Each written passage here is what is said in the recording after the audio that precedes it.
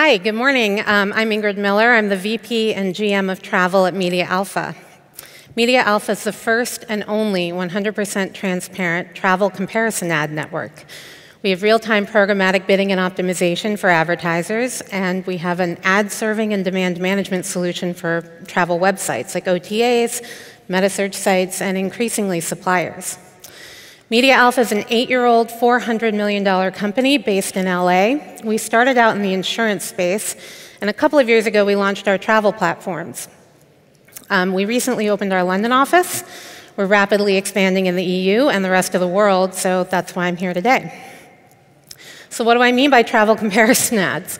In this example, it's TripAdvisor UK. Customer goes in, enters her trip details, and right below the search form, she'll see the option to compare on multiple travel sites. She runs her search, and she ends up on the TripAdvisor search results, of course. But behind the scenes in a browser trailing tab or in individual pop-under windows, she can see search results across multiple travel sites. So travel sites do this because 90% of their visitors plus don't book. Even McKinsey just said that it's 45 touch points before somebody books a hotel. So this is a great way to monetize those lookers versus bookers. And they can do that either by assuming self-selection. If somebody is clicking compare all the time, they're probably a looker and not a booker. Or they can work with MediaAlpha's data science team and build a predictive model to target just those lookers. Either way, it's a really profitable revenue stream for that ad alone on the homepage, north of 150 effective CPM, which is actually a pretty low estimate, and for large travel websites, it's a multi-million-dollar a month revenue stream. So it's worth testing if you haven't. So for the last decade or so, travel comparison ad networks, blind ad networks have been dominating. We know in our experience in insurance and now in travel that, that advertisers really get it. They want transparency, they want to bid granularly, they want to optimize, they want to use programmatic tools to run their campaigns. But travel websites are a little more hesitant. They feel like that advertisers getting control really means that they're going to cherry pick, that their revenue will go down. So I wanted to take a minute, literally, to just review what it's like to work in a blind ad network and why all the other media channels have moved to programmatic. So blind ad networks is a refresher for you guys. They aggregate inventory of varying quality. You have high-quality websites, medium, low, whatever, and the point is to get scale. And then they average out the performance, basically, at an average cost per click that works for the advertisers and gets them their cost per booking. And then they pay out the websites based on that average cost per click, which means that the high-quality websites are essentially subsidizing the low. They're not getting paid their actual market value. They may be delivering all the bookings, but the lower quality sites are delivering that volume, and that's how you get that low average cost per click for advertisers. So we don't feel that most websites are getting paid correctly for their participation in a blind ad network. So here's what happens most of the time in blind networks. Publishers don't know why they're getting paid what they're getting paid. They don't know the top line dollar amount. They have a revenue share agreement, and that might be anywhere from 70 to 90%, but they don't know of what. So what happens a lot is they think, oh, I may not be making enough. So they call up the ad network and they say, I'm going to test somebody else. I'm going to do an A/B test. And the network basically decides they rush to save the publisher, and they move revenue attribution to that site. They can just do that because nobody else knows what's going on. They don't know their top line revenue number that they're getting a share of. So they end up paying for it. Essentially, they move that revenue over to save the publisher because they depend on that scale.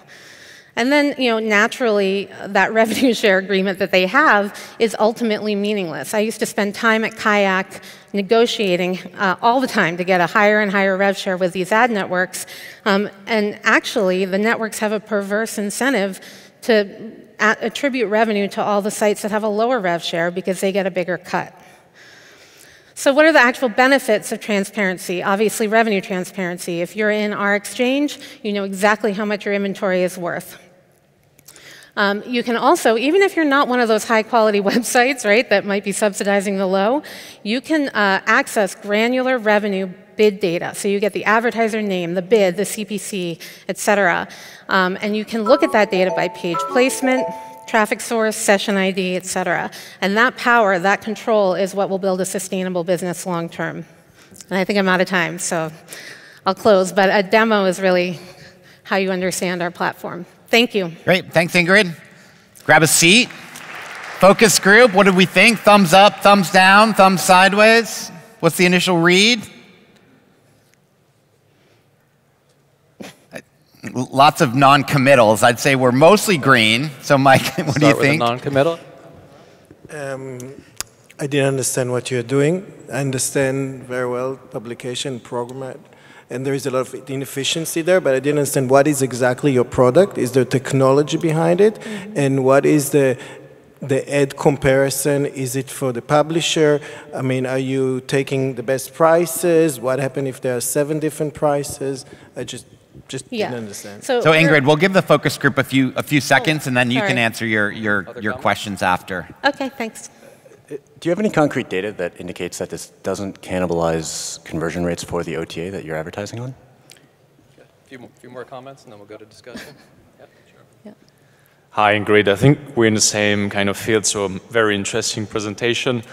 I would like to know more about the demand side of the business. I understand the supply side, how you go about transparency, network of publishers. I understand less about the demand side of it and who are your customers. Yep. Yeah, one more? Anyone? Go to discussion? Sure. Ingrid, you answer some of those questions? Oh gosh, they're all good questions. So this presentation was designed, it was focused around supply for the publisher side. And the reason for that is the advertisers jump on board. And I don't need to talk to the advertisers. They get it. They understand transparency. But the platform itself is an auction platform.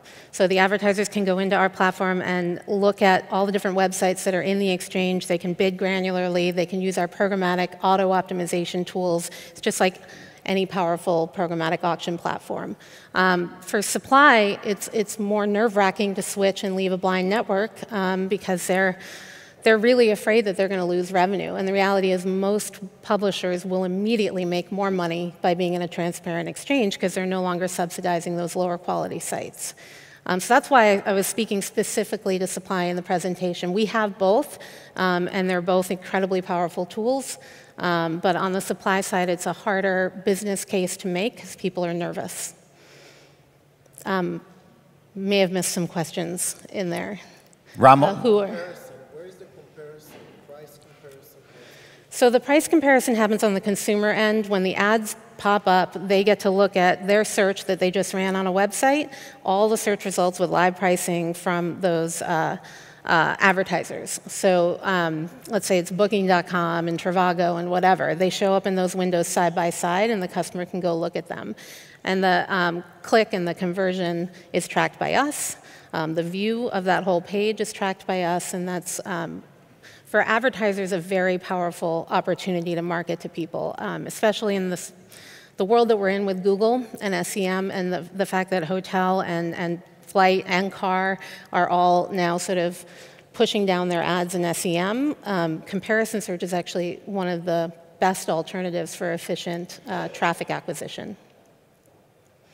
Great. Thank you very much, Ingrid. Well done. Thank you. Thanks.